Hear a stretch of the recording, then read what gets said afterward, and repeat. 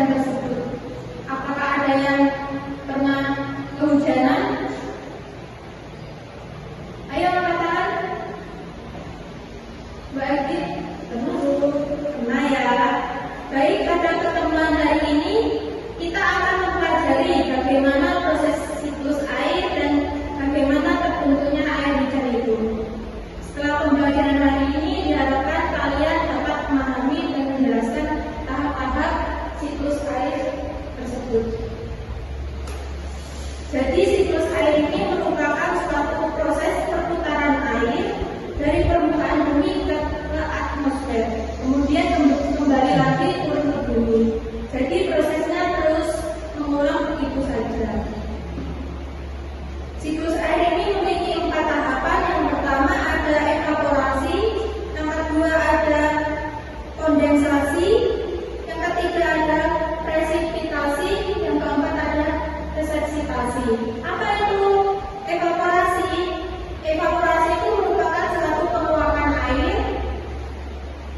dari permukaan bumi. Contohnya yang ada di sekitar kita seperti air sungai, air danau, atau air yang ada di pantai. Bukan hanya air saja, tapi tumbuh-tumbuhan juga termasuk dalam proses evaporasi. Bagaimana evaporasi itu prosesnya? Jadi evaporasi ini membutuhkan cahaya sinar matahari. Sebagai contoh, ibu ambil saat kalian menjemur pakaian. Yang awalnya pakaian itu basah, lama-lamaan saat terkena sinar matahari pasti akan menjadi apa? Menjadi kering ya. Hal ini menunjukkan bahwa air itu mengalami proses penguapan. Yang kedua ada kondensasi. Kondensasi ini merupakan proses perubahan uap air menjadi titik-titik awan. Jadi saat air sungai itu menguap, uap itu akan naik ke atas atmosfer, lama-kelamaan akan menjadi awan. Kenapa kok bisa menjadi awan? Karena semakin tinggi permukaan atmosfer bumi kita, semakin rendah suhunya. Jadi uap-uap itu akan mengalami pembekuan. Ada yang ditanyakan dari penjelasan itu tadi? Iya, Bu. Baik, Ibu akan melanjutkan. Yang ketiga ada proses presipitasi. Apa itu proses presipitasi? Proses presipitasi ini merupakan proses turunnya hujan. Jadi saat uap-uap yang ada di atas itu sudah membentuk awan, lama-kelamaan uap itu akan berubah menjadi hujan. Jadi itu proses terjadinya hujan. Lalu, apakah pernah kalian mengamati saat sebelum terjadinya hujan warna langitnya gelap? Ada yang mengamati? Ada ya. Karena itu awannya menjadi gelap. Itu ada prosesnya anak-anak. Karena semakin banyak uap yang mengumpul,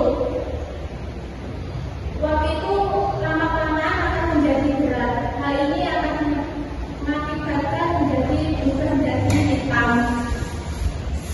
Baik, mungkin itu saja yang bisa saya sampaikan. Sekarang akan sesi tanya jawab. Saya ingin bertanya, mengapa uap air dapat berubah menjadi awan? Ada yang tahu? Saya, Bu. Boleh Mbak Dewi? Karena uap air mengalami pendinginan sehingga berubah menjadi butiran air. Dan karena semakin tinggi uap itu dari atas, dalam teganannya menjadi dingin dari konstituen terbentuknya awan. Baik, benar sekali.